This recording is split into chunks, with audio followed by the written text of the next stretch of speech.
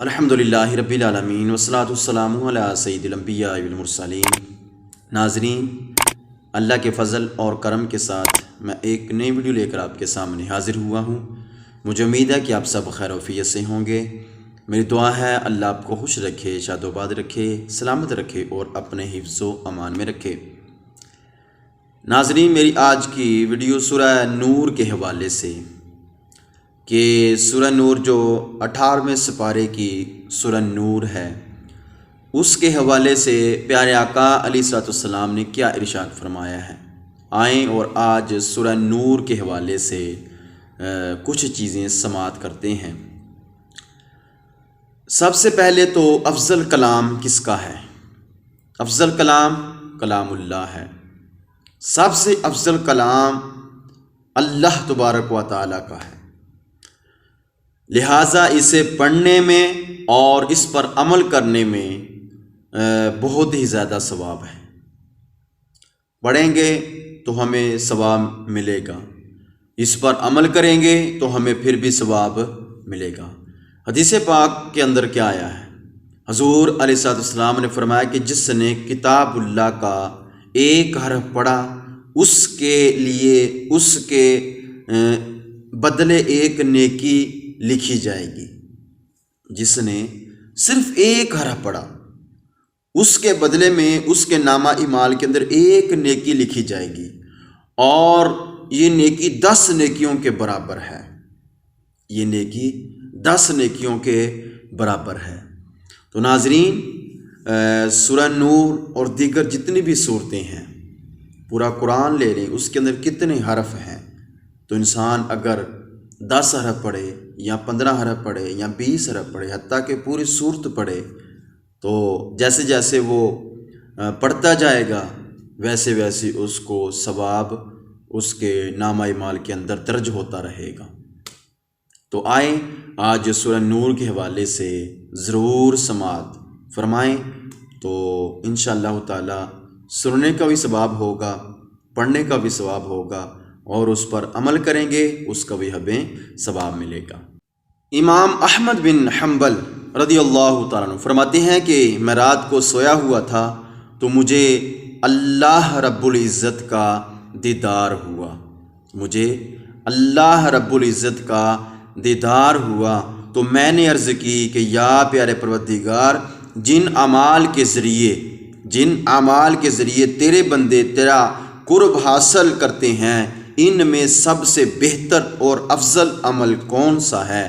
تو اللہ تبارک و تعالیٰ نے ارشاد فرمایا، وہ میرا کلام پڑھنا ہے، وہ میرا کلام پڑھنا ہے۔ تو امام احمد بن حنبل فرماتے ہیں کہ میں نے عرض کی کہ یا پیارے پروردگار، سمجھ کر پڑھنا ہے یا بغیر سمجھے؟ تو اللہ تبارک و تعالیٰ نے فرمایا کہ سمجھ کر اور بغیر سمجھے، دونوں طرح۔ جی، تو ویسے بھی معمول کے مطابق روزانہ ڈیلی بنیاد پر پڑھنا چاہیے۔ تو ناظرین، آئیں سورہ نور کے حوالے سے جو ہمارا اصل موضوع ہے اس کی طرف آتے ہیں۔ سورہ نور کے حوالے سے تیرے اور میرے آقا علیہ الصلوۃ والسلام نے کیا ارشاد فرمایا ہے؟ میرے آقا علیہ الصلوۃ والسلام نے عورتوں کو یہ صورت سکھانے کا حکم ارشاد فرمایا۔ کون سی صورت؟ سورہ نور۔ جیسا کہ حدیث شریف کے اندر آیا ہے کہ حضور علیہ الصلوۃ والسلام نے فرمایا کہ اپنی عورتوں کو بالا خانوں پر بے پردہ نہ بٹھاؤ۔ اپنی عورتوں کو بالا خانوں پر بے پردہ نہ بٹھاؤ۔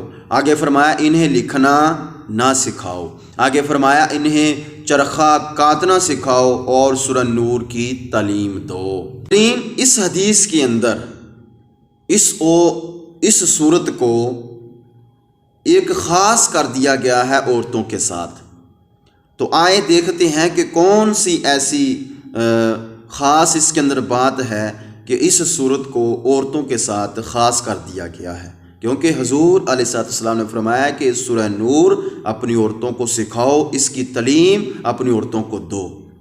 تو ناظرین، دیکھتے ہیں کہ اس کے اندر کون سی ایسی بات ہے کہ عورتوں کے ساتھ خاص کر دیا گیا ہے۔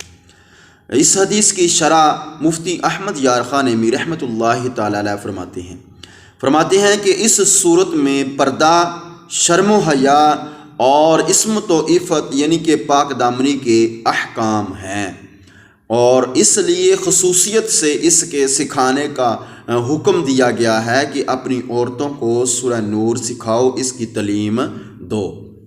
تو ناظرین، پتہ چل گیا کہ سورہ نور جو احادیث کے اندر آیا ہے کہ اپنی عورتوں کو سورہ نور سکھاؤ، کیوں سکھاؤ؟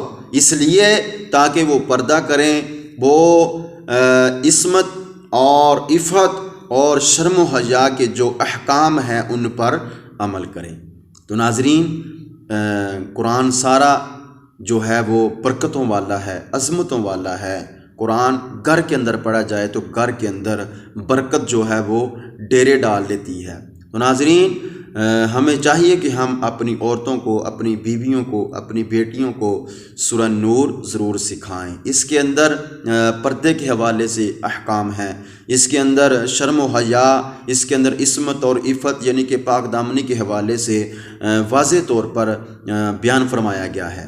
تو ناظرین، یہ صورت جو ہے، آج کا میرا جو موضوع ہے وہ اسی پر ہے کہ اپنی بیویوں کو، اپنی بہنوں کو، اپنی ماؤں کو ہم یہ سورہ نور ضرور سکھائیں، عربی کے ساتھ اس کو پڑھنا بھی سکھائیں اور اس کا ترجمہ اور اس کی تفسیر ضرور ہم ان کو بتائیں، تاکہ جو اس کے اندر بیان کیا گیا ہے اس کے اوپر وہ آسانی کے ساتھ عمل کر سکیں۔ تو ناظرین، اگر میری ویڈیو اچھی لگی ہو تو جاتے جاتے لائک کر دیں، سبسکرائب کر دیں اور ایک اچھا سا کمنٹ دے دیں۔ میری دعا ہے آپ جہاں بھی رہیں سلامت رہیں، خوش رہیں، شاد و آباد رہیں۔ والسلام ورحمۃ اللہ وبرکاتہ۔